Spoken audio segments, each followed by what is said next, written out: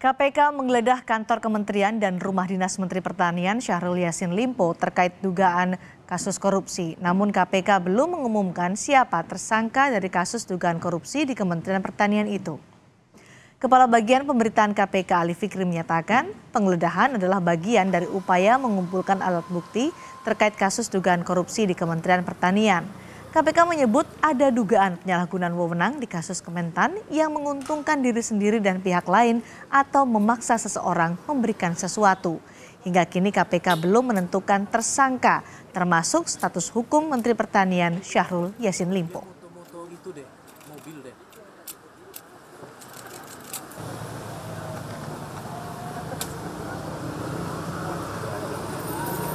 Sejauh ini yang sedang kami lakukan proses penyidikannya terkait dengan perkara ini adalah berkaitan dengan dugaan korupsi.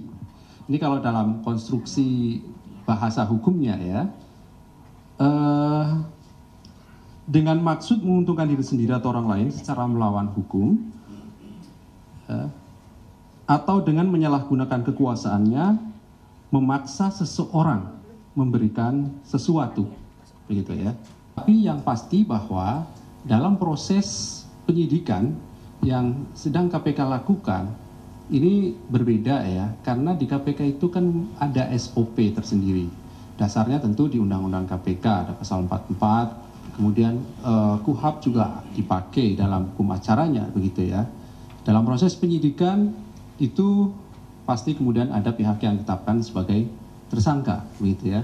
Namun siapa tersangka atau para tersangka yang sudah ditetapkan tersebut pada saatnya nanti pasti kami akan umumkan secara resmi, begitu ya. Kamis malam hingga Jumat dini hari, KPK menggeledah rumah dinas Menteri Pertanian Syahrul Yassin Limpo di Kompleks Widya Chandra, Jakarta. Selain menemukan dokumen, KPK juga menyita uang puluhan miliar rupiah dalam bentuk rupiah hingga mata uang asing.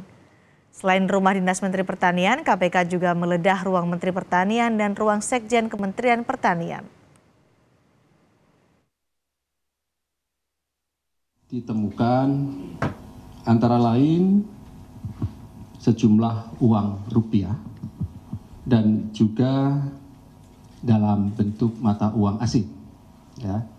Juga beberapa dokumen ditemukan di sana seperti catatan keuangan dan juga pembelian beberapa aset yang bernilai ekonomis tentunya, serta dokumen lainnya yang terkait dengan perkara.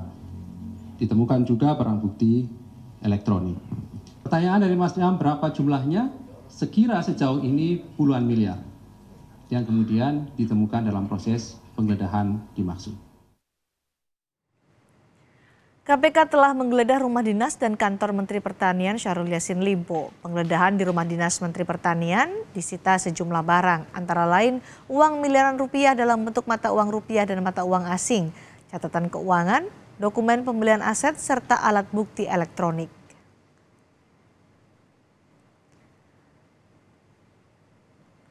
Kasus korupsi di Kementerian Pertanian ini KPK juga menggeledah kantor Mentan dan ruang Sekjen Kementerian Pertanian. Kami ingin menjelaskan begini saja, karena dalam proses penggeledahan tentu yang kemudian kami ambil dan kemudian kami analisis adalah yang berkaitan dengan perkara. Adapun tadi Mas Hedi bertanya apakah betul ada senpi, kami ingin menjelaskan bahwa kami sudah berkoordinasi dengan pihak kepolisian daerah DKI Jakarta, tentunya terkait temuan yang ada dalam proses penggeledahan dimaksud.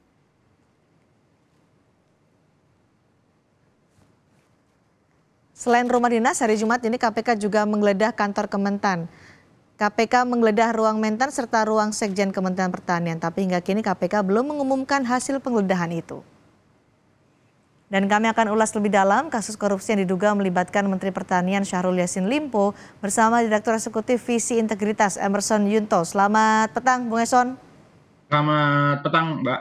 Hari ini KPK menggeledah rumah dinas dan juga kantor Menteri Pertanian. Tapi KPK ini belum menetapkan tersangka meskipun sudah menyatakan kasus ini sudah naik penyidikan. Apakah ini hal yang biasa atau adakah hal yang perlu dicermati soal ini? Ya, memang di era Firly trennya seperti itu ya. Jadi beberapa kasus-kasus itu sebenarnya sudah ditetapkan sebagai tersangka, tapi pengumumannya itu biasanya beberapa hari atau beberapa minggu setelah penetapan tersangka tersebut. Nah, ini yang kemudian menimbulkan banyak pertanyaan gitu ya. Apakah status dari Pak Menteri Pertanian ini saat ini adalah tersangka atau belum begitu ya. Nah, kalau kita diskusi dengan beberapa teman-teman KPK gitu, biasa kalau sudah masuk ke proses penyidikan, itu pastinya sudah ada nama tersangkanya. Tapi sudah ada penggeledahan, sudah dinyatakan kasus ini naik ke penyidikan. Menurut Anda apakah Mentan Syahrul Yassin Limpo pasti akan jadi tersangka nantinya? Kalau dilihat dari prosesnya sih kemungkinan besar itu sangat mungkin ya penetapan tersangka ini. Apalagi kalau melihat dari perjalanan kasus kan ini penyelidikan di Januari di 2023, kemudian perkembangan juga menarik, sempat juga rame di bulan Juli 2023 itu sudah naik ke proses kepenyidikan. Nah, kemudian di September ini 2 atau 3 hari belakang ada gosip informasi bahwa sudah ditetapkan sebagai tersangka. Jadi beberapa kasus itu memang ada tren yang naik dulu penyidikan, itu kemudian baru diumumkan seperti itu. Anda mencermati juga kah dari era Ketua KPK Firly Bahuri ini biasanya langsung diumumkan tersangka sekaligus langsung ditahan gitu? Ya biasanya begitu ya. Ini kan problemnya begini, Pak Yassin Limpo ini kan beberapa kali sebenarnya ketika ada panggilan-panggilan tiba-tiba mendadak ada perjalanan dinas. Saya nggak tahu kenapa, juga pertanyaan seriusnya adalah KPK tidak melakukan pencegahan gitu ya, beberapa nama-nama yang dicurigai terlibat dalam kasus ini. Jadi kalau kita lihat di beberapa kasus kan ada durasi sekitar 6 bulan. Ada pencegahan dulu sebelum ditetapkan jadi tersangka biasanya ya Mas. Betul. Jadi cegah ke luar negeri. Nah, ini kan yang terjadi seperti itu. Jadi ketika mau dipanggil ternyata orangnya berada di luar negeri. Proses pemanggilan kemudian menjadi terhambat. Gitu. Yang kemudian harus jadi perbaikan KPK ke depan tuh, Mbak. Ada kelemahan kalau dari tren yang dilakukan atau tren selama kepemimpinan Firly Bahuri dengan penyidikan dulu tapi belum diumumkan tersangkanya, adakah kelemahan yang bisa dimanfaatkan oleh orang-orang yang tadi disasar, ditarget tapi belum segera diumumkan status hukumnya? Nah, ini kan sangat mungkin misalnya si pelaku melarikan diri ke luar negeri. Bayangkan misalnya kalau bukan Menteri Pertanian gitu ya yang dijerat dalam yang dibidik dalam kasus ini, apakah dia akan kembali atau tidak begitu. Jadi kalau tidak ada pencekalan gitu ya, cegah ke luar negeri, kemungkinan orang ini tidak kembali atau model seperti Harun Masiku sangat mungkin terjadi. Oke, Bung Hasan, ini KPK juga belum mengungkap soal konstruksi kasus yang disebutkan oleh KPK. Hanya ada dugaan memaksa pihak lain untuk memberikan uang, kemudian juga yang digeledah adalah ruangan Menteri Pertanian dan Sekjen Kementan. Apa yang bisa Anda duga atau Anda analisa kasus ini konstruksinya kemana dengan penggeledahan dan juga modus dugaan adalah memaksa untuk memberikan sejumlah uang? Ya, kalau dalam konstruksi hukum kan ini disebut sebagai pemerasan ya, upaya paksa untuk memberikan sesuatu ya. Jadi kalau misalnya kita lihat beberapa pemberitaan media kan itu mengarah bahwa ini ada saweran gitu ya untuk keperluan pribadi, diduga ya, untuk keperluan pribadi menteri dan keluarganya, kemudian juga isu soal jual beli jabatan. Ini kan pilihannya adalah kalau bahasa kita orang Jakarta, kalau lo nggak ngasih gitu ya kemungkinan karirmu akan tamat. Nah, ini yang kemudian dalam konstruksi hukum disebut sebagai pemerasan. Tidak ada pilihan lain selain yang diperas itu untuk memberikan sesuatu. Nah, ini yang kemudian harus dicek lagi, makanya KPK melakukan proses penggeledahan dan menemukan uang-uang itu kemudian harus juga ditelusuri. Ini uangnya dapatnya dari mana? Aliran Kan uangnya bisa ya. masuk akal gitu ya bahwa ada uang-uang miliaran rupiah atau Mhm. dalam bentuk mata uang asing yang ada di rumah. Hmm. Dalam situasi saat ini kan semuanya harusnya masuk ke perbankan seperti itu. Mhm. Anda mengamati apa yang kemungkinan terjadi di tubuh Kementerian Pertanian dengan tadi dugaan KPK ada upaya untuk memaksa pihak lain memberikan uang, kemudian juga diduga ada tindak pidana korupsi. Apa yang mungkin terjadi di tubuh Kementerian Pertanian soal tindak pidana korupsi ini? Jadi ini menunjukkan bahwa memang ada kelemahan di sistem pengawasan. Sistem pengawasan di sebuah lembaga termasuk dalam hal kementeriannya akan berhasil kalau top pimpinannya punya komitmen dalam hal pemberantasan korupsi. Kalau dia juga jadi bagian, ya itu wassalam ya, agak susah kita berharap misalnya kasus ini kan sebenarnya bisa diantisipasi, bisa diselesaikan di internal kalau memang pimpinannya punya komitmen anti korupsi. Ini kan selalu digembar-gemborkan juga menjadi sangat ironi bagi kita, misalnya Pak Yasin selalu klaim bahwa di Kementerian Pertanian itu WTP berkali-kali, kemudian WTP wajar tanpa pengecualian predikat dari BPK, kemudian juga ada beberapa unit gitu ya atau lingkup kerja di mana di kementerian yang itu menyandang wilayah bebas dari korupsi. Nah, sayangnya kita lihat sebenarnya di pucuk sendiri itu bermasalah. Jadi fungsi pengawasan kalau pucuknya bermasalah itu agak susah karena fungsi pengawasan laporan-laporannya selalu ke atas gitu ya. Kalau Oke. artinya apa? Ini akan menjadi lemah kalau yang terlibat itu adalah top atau di level pimpinan di sebuah organisasi dalam hal ini Kementerian Pertanian. Jadi Anda juga menduga Menteri Pertanian juga terlibat dalam kasus ini ya?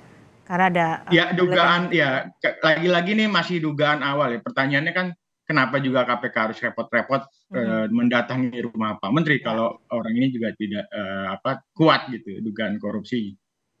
Tapi sekali lagi ini harus KPK segera ya mengumumkan apa kaitannya, apa keterlibatannya supaya tidak menjadi isu liar begitu Bung Eson.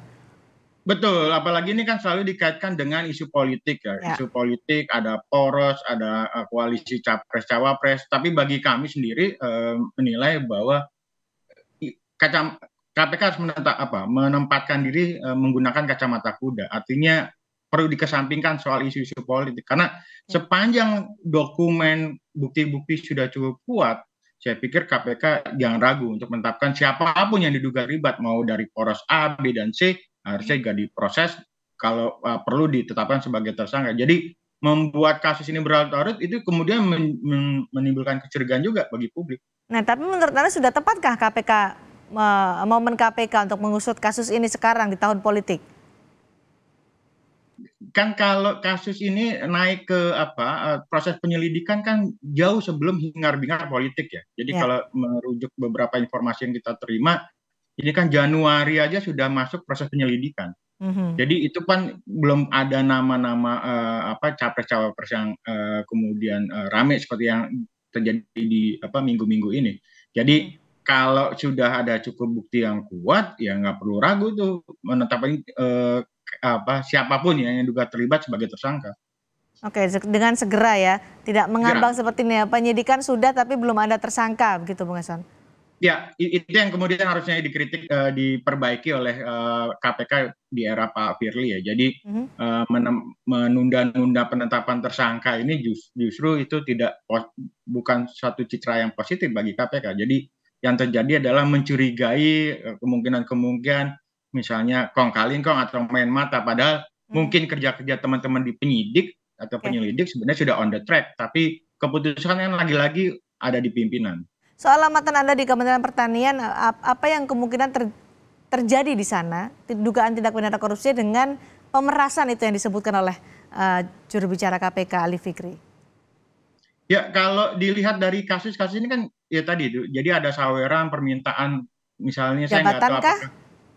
Gimana Mbak? Jual beli jabatan masuk dalam itu apakah juga terjadi menurut pengamatan Anda? Di beberapa kasus kita lihat ya, kalau di kepala daerah itu satu hal yang lazim ya. Cuman kalau di kementerian itu saya mungkin ini case yang pertama. Biasanya di beberapa kasus-kasus saat ini kan sudah ada 13 ya sebelum mungkin kasus yang ini ya. Ada 13 menteri, rata-rata itu bermain di wilayah pengadaan barang dan jasa. Kemudian yang lain itu bicara soal patgulipat terkait dengan dana operasional menteri. Nah, ini yang kemudian di kasus ada saweran terkait dengan pemenuhan biaya operasional diduga menteri dan keluarganya. Kemudian yang lain juga soal jabatan. Ini kan jabatan strategis di kementerian banyak ya. Ya ini yang kemudian patut ditenggarai gitu ya. Apakah untuk mempertahankan atau mempromosi atau untuk promosi itu kemudian terjadi praktek jual jabatan. Baik, ada yang harus dilakukan oleh KPK segera untuk mengumumkan tersangka karena sudah naik penyidikan, kemudian juga konstruksi kasusnya dibuka secara transparan kepada publik. Terima kasih Direktur Eksekutif Visi Integritas Emerson Yunto berbagi analisa bersama kami di Sapa Indonesia Malam hari ini. Selamat sore, Bung Eson.